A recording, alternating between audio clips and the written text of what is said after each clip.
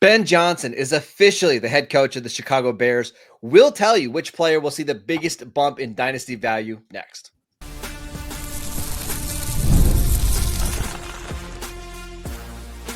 You are Locked On Dynasty Football, part of the Locked On Podcast Network. Your team every day. Here are your hosts, Marcus Mosher and Kate Madjuk. Welcome back to the Locked On Dynasty Football Podcast, part of the Locked On Podcast Network, your team every day. We'd like to thank you for making us your first listen of the day. This episode is brought to you by FanDuel. From the first whistle to the final drive, FanDuel makes the NFL playoffs even more exciting. Right now, new customers can bet $5 and get $300 in bonus bets if you win your first bet. Just visit FanDuel.com to get started. Welcome back. I am your host, Marcus Mosher. You can follow me on Twitter at Marcus_Mosher. Joining me today, as always, is Kate Madjuk. You can follow her on Twitter at Kate Madjuk. And it's a Wednesday show, so of course, Matt Williamson is here. Follow him on Twitter at Williamson NFL. And Matt, we got some big news this week. Ben Johnson leaving the Lions to go be the head coach of the Chicago Bears. Dynasty managers rejoice because you go from whatever that was we saw last year to maybe the most innovative offensive mind in the league. So my question for you is, which player or players do you think will get the biggest bump in our dynasty leagues with Ben Johnson? Okay, so this is something Peacock and I have talked about quite a bit. You know, like what are you looking for in the next head coach? What kind of changes could come? Not knowing who the head guy was going to be. And I said, boy, I think the Bears job is really attractive because I still have a lot of hope for Williams. There's only really two teams, the Raiders in New England, that have more resources to go out and improve your roster. And I think their needs are pretty obvious. And I hope that the Bears recognize this, that you play in Chicago in sloppy weather in the NFC North. We're going to add big people. I want to add a center. I want to add maybe two more offensive linemen, a defensive tackle. We need big people to play in our environment. And now that Johnson comes over from Detroit, you know, that were built in the trenches, I feel even stronger about that. So as we know in the dynasty community or fantasy community, that has a ripple effect to everyone on the team. Better O-line, better offense, better offensive mind. I think this raises all ships, or whatever that little saying is. That being said, I kind of have a hunch, and some not insider information, but some people have kind of hinted at this, that I believe that they'll be after a Jahmyr Gibbs type playmaker in the backfield. And so if I have to pick one of who gets the biggest bump, I think it's running back to be named later. Because we know it's not going to be DeAndre Swift, who Ben Johnson had in Detroit and didn't use at all. But they did just pay him, so maybe there's a chance. But it does seem like that running back position is going to be one they target. Kate, what about you? Is there anybody like currently on the roster that we think could get the biggest bump this offseason? So here's the thing. There was no kind of like standout slot receiver here in the Chicago Bears offense. Keenan Allen on a one-year deal. He's typically been kind of the slot guy, but even his usage was mostly on the outside. And then they just did kind of like a slot by committee. I think Ben Johnson's really going to lean into the slot. So like whichever slot receiver ends up playing there, and maybe that's DJ Moore. He's never played a full-time slot role to this point in his career. So it feels a little late to make that kind of shift. Maybe there's, again, I don't want to say an unnamed person, but the person that I can most obviously see benefiting from that right now is a Cole Kmet, who, I mean, we've seen outstanding usage of the tight end position for most of Sam Laporta's tenure with the Lions. Cole Kmet, a guy that I think offers a lot of versatility, you know, can play that traditional inline tight end, but can play well enough out of the slot that I think, okay, I could see him seeing a marginal enough bump that we might be able to exploit some of the upside that we've seen from Cole Kmet sporadically over the year. And maybe we just kind of like even out the playing field to the point where Cole Kmet is a semi-startable tight end. Yeah, he's tight end 24 right now in Dynasty League. So you can get him for nothing, right? And maybe there's a chance he's just that Sam Laporta and he gets 700 yards and double-digit touchdowns next year. Matt, I wanted to go back to the receivers for a little bit because we're talking about Looks like I got a question for you, if you don't mind. I mean, I think it always bothers me when there's a coaching change that people will immediately be like, okay, who's his Jameson Williams? Yeah. Who's his St. Brown? Who's his Laporta? Well, I don't really see any direct one-for-ones there. There's not an outside speed guy that resembles Williams. I could probably squint and get to a Dunze or more being the St. Brown. It's a real squint to call Komet Laporta. And I'm not arguing with you, Kate, but he's just not as good. You know, I mean. Oh, these are not one-for-one talent comps. It's more or less like, who could you see slotting into a similar role? And I do think from a wide receiver perspective, I don't think they have the same type of, like, I don't think there's any, I don't know, what's smaller than a one-for-one comp. Like, this could not be a more different receiving core than what he was dealing with in Detroit. So, like, I don't think that's the comparison. I think the easiest comparison for me to make would be to a Cole Kmet. Kate, the other thing I'll say is his quarterback is just completely different in Chicago than it was in Detroit. And we all think Ben Johnson's going to be a really good head coach. And to be a head coach, you've got to adapt based on your personnel. So I've got to believe that Ben Johnson's going to create a new style of, not completely new style of offense, but it's going to look different in Chicago than what it did in Detroit. Maybe that's more deep shots, outside the hash marks.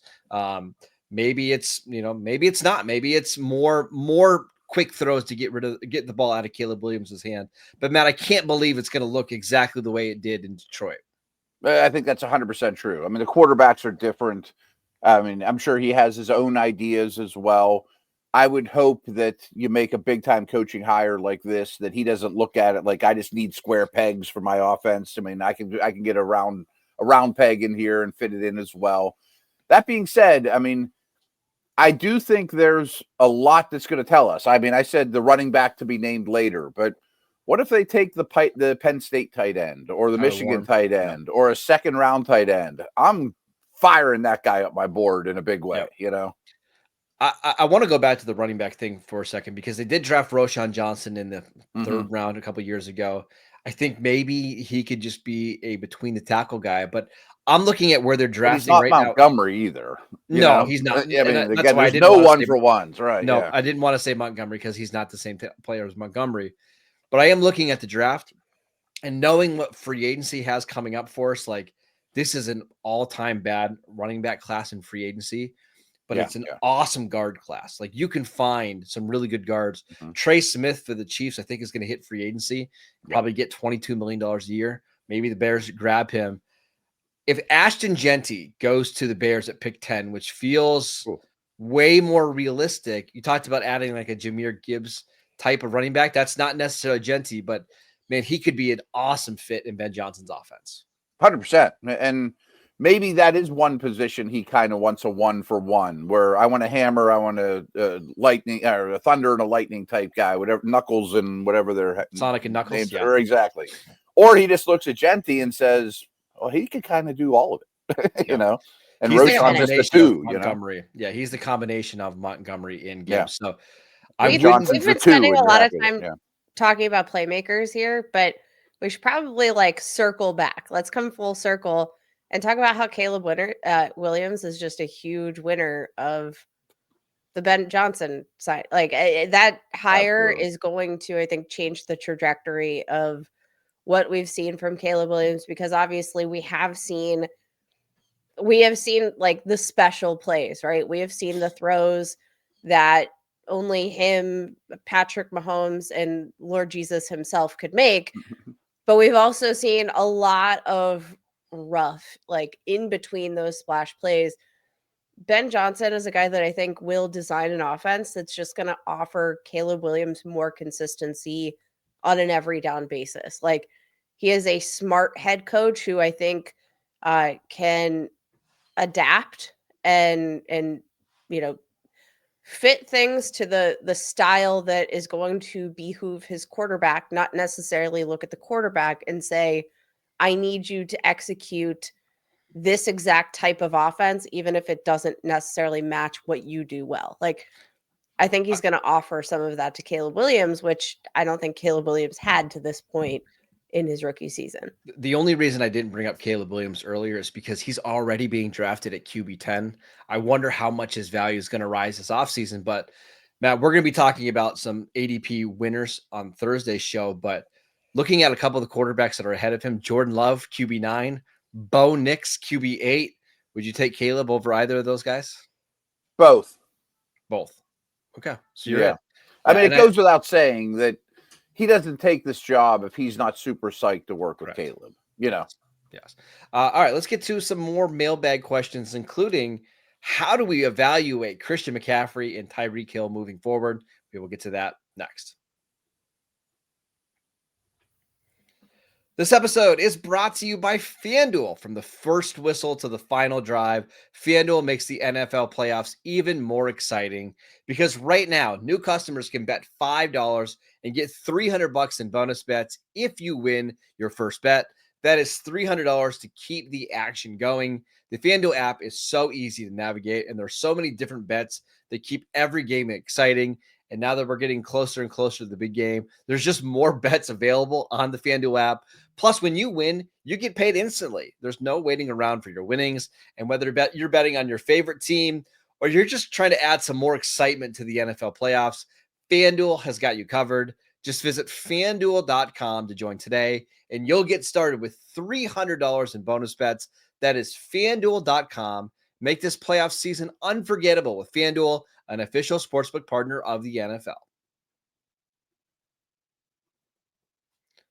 Welcome back to the Locked On Dynasty Football Podcast. We are answering your mailbag questions. And this next question comes from Joshua. He wants to know, Tyreek Hill and Christian McCaffrey are two of the hardest evaluations in Dynasty League right now. How do you guys evaluate them going into 2025? It's definitely difficult. And we come across this every year of fantasy Hall of Famers that aren't quite the same or are at a stage of their career where they definitely have decreasing value. And if you're going to sell them, you're probably getting 75 cents on the dollar. I have more faith in McCaffrey, though. I mean, the Niners, to me, are a run-it-back team, probably going to feature him quite a bit. Peacock often talks about him being the eventual Debo, like they have a plan in place for him to still get a lot of touches, but less wear and tear. Where Tyreek, I think, will be on a different team. And therefore, that makes it difficult. And he's also a much more volatile personality. I mean, if he goes to a bad team, is he going to be happy? And it's a hard one to hitch your wagon to. But there's also buy low opportunities for these guys, too, because I'm sure both of them are going to be productive next year. So I've got their values right now. This is the latest batch of ADP, courtesy of Dynasty League Football. Christian McCaffrey down to RB16, 63rd overall. Tyreek Hill is right now currently at wide receiver 23, 36 overall. So we still have Tyreek Hill quite a bit further ahead than McCaffrey, but both those guys are having monster drops from where we were at this time last year. At this time last year, Christian McCaffrey was still the RB1 in Dynasty Leagues, and Tyreek Hill was like wide receiver 3, wide receiver 4. Kate, of those two players, which one do you trust the most in 2025? This might be like the hot take here. I'm going to roll with Tyreek Hill, who I understand could be on a new team. Seems likely given the rumblings coming out of the end of the season. Seems like Miami's just kind of not in a good headspace in general right now. But I don't think Tyreek Hill is going to go to an organization that he doesn't want to play for, right? I think he's going to dictate that situation because I don't think anybody's going to want to trade for a player who's as vocal and, you know, they're not going to want to trade for Tyreek Hill if they know he's going to be unhappy in their organization because he could cause a mess, right? So, like, I think he's probably going to dictate the terms of what his future is with any given organization. What I do think is worth considering is the fact that Tyreek Hill was playing through a pretty gnarly wrist injury through most of the season, which obviously wide receiver, you need your hands, you need your wrists, but that can also impact the way that you play in general, like your approach to taking hits, whether or not you're going to go out of bounds or like there's a million how many snaps different play, things, right? Like it can impact. So like, I do think that that's probably one of the most underrated aspects of Tyreek Hill's season that we're just not talking enough about is the fact that he wasn't playing healthy. Real quick, you mentioned he was 36th player off the board. There's no way in a startup I'm taking him at the 3-4 turn, though. That's just not how I would team build. I want to throw that out there. Where do you think McCaffrey is going to go in redraft? Like top 15, top 20, early round 2? I'm just guessing. I bet it's closer to end of round 2, start of round 3, don't you think? Because I think people – listen, we have all been burned by Christian McCaffrey at least once in one of these years, and it's just gotten to the point where I think if you're in a redraft league, you'd much rather go wide receiver, and then if McCaffrey's there at the top of the third or whatever, that's where you draft him. It's also really hard to know what San Francisco is going to do this offseason because, man, I was looking at some mock drafts today, and I saw Ashton Genty go to the 49ers at 11, and I'm thinking there's no way that Kyle Shanahan is actually going to draft a running back at 11. That's just so against what he does. But they also traded for Christian McCaffrey. They gave up a bunch of draft capital. They seem like they draft running backs in the third round every year. Maybe he does want to get somebody else in that offense. I'm not predicting that, but this 49ers offseason, I think, is going to be really interesting to see. Like, are they going to try to draft like they're going all in to win now? Or are they going to take a step back and be like, okay, we need to reallocate some of our assets now that we're going to be paying Brock Purdy $60 million a year? Will Trent Williams ever play football again? Exactly. Things like that. Will Debo be back? Probably not. Right. Kate, I want to ask you, Tyreek Hill will be 31 this offseason. At what point do we start worrying about the age and these? Because we've seen a lot of these receivers, once they start to hit age 31, they're just never a wide receiver one again. Are we there with Tyreek Hill? Again, I think it's so hard to evaluate that because of his health status. I think obviously the biggest part to Tyreek's game is going to be the speed, of course. I'm having trouble evaluating him because I do think that's such a much bigger aspect of the play that we saw than we're probably going to give him credit for. But I still think, we see players, especially wide receivers, of course, play, into their 30s. And yeah, maybe their game kind of adjusts a little bit. But I'm looking at Tyreek Hill and I think there's no way that he's just dust. I don't think so either. Yeah. But a lot of it's just going to depend on who he's playing with, where he's playing, and if he can stay relatively healthy. My last question. He's not going to end up in an organization or with an organization that he doesn't want to play for, right? He's not going to end up in Pittsburgh playing with Justin Fields, or New England, or New England, or anything, or Tennessee, right? Like, what if we got him to Chicago? I think it's more likely that he ends up back in Kansas City at some point during his career. I don't know if that's next year, but I do think it's going to happen. My last question for you guys before we move on: of these two players, which one do you think is more likely to finish inside of their top 5 positions? The respective position next year. Is McCaffrey or Hill? McCaffrey.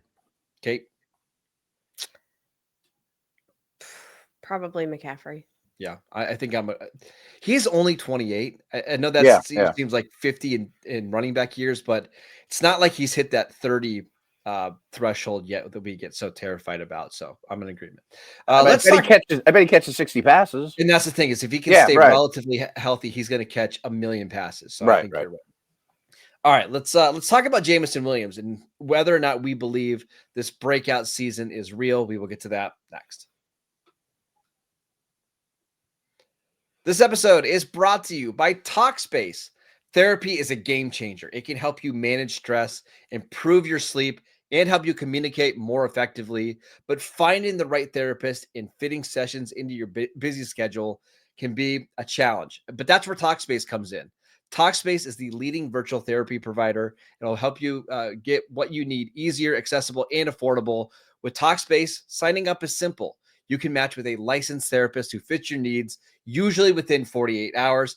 And it's convenient. You can have sessions from the comfort of your home and even message your therapist between appointments. Plus, Talkspace is covered by most insurance plans. And for, again, most of these members, There's a $0 copay. It's never been easier to prioritize mental health.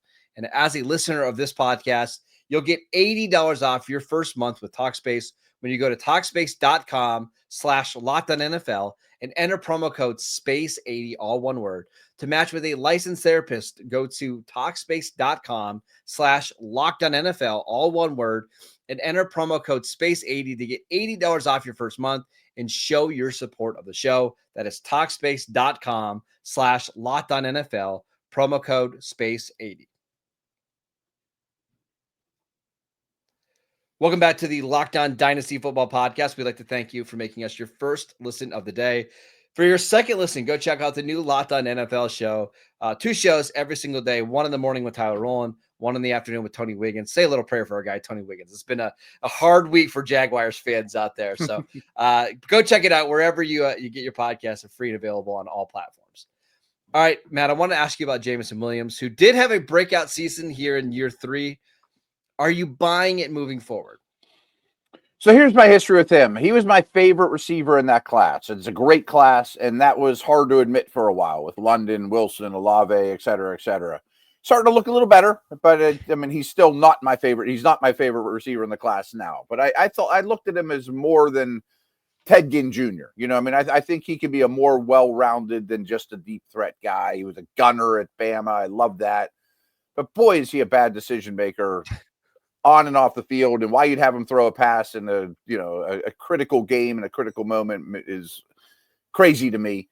And the Lions just lost their coordinators we talked about 15 minutes ago. So I think across the board, the Lions lose, and he's part of that. And I don't think he can ever chip away at the St. Brown role. No, Laporta's not going away. Gibbs's production's not going away. And if that pie gets a little bit smaller, even if he becomes a better player, he pretty much just stays the same. So, dynamic and, kind of a hit or miss Ted Ginn, Deshaun Jackson type fantasy profile in some ways, but also kind of blocked a little bit for me. Kate, what do you think? Yeah, I'm not I think we're kind of looking at JMO's peak dynasty value right now. And I think this is fair value for him, but I also think that we know what he is at this point. He is a super speedy receiver who provides a lot of splash plays on offense, oftentimes when they're very necessary. He's versatile. He can do the end arounds. He can, he can't throw passes, but he can do a lot. He can try. He might not be successful throwing into double coverage. That's something they'll undoubtedly work on this offseason. But he's a versatile guy, but he is not the player that I think they are ever going to prioritize touches for over an Amon-Ra St. Brown, a Jahmyr Gibbs, or even a Sam Laporta, because I think all of those players just provide more reliability on an every down basis. Now, that's not to say they don't want to give JMO touches. Obviously they do, because they do the end arounds. They get these trick plays involved, but it's usually for a splash, right? It's not because they're looking to have him touch the ball 3 times on a single drive. So what's hard about JMO is he had over 1,000 yards receiving this year, 8 total touchdowns. But did you ever feel comfortable putting him in your lineup every single week? Because I know I didn't. And that's the frustrating thing is you look at the end of season numbers and they're not terrible, right? 1,000 yards, 8 touchdowns, you'll take that. But the week-to-week consistency just isn't there. And I think you're going to have other options that are better. Now, he is only 23 years old. But, Matt, he's being valued right now in the latest batch of ADP, wide receiver 29, 43rd overall.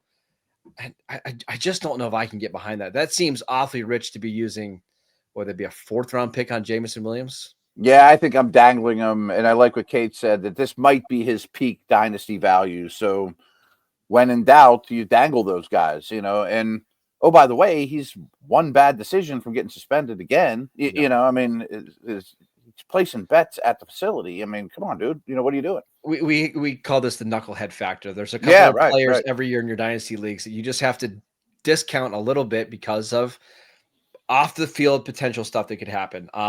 Just to tell you kind of where he's at right now, here are some guys that are being drafted right around where he's going in startup drafts. DK Metcalf, DJ Moore, James Cook, if you want a quarterback, you can get Jalen Hurts in that range. Chase Brown, Kenneth Walker.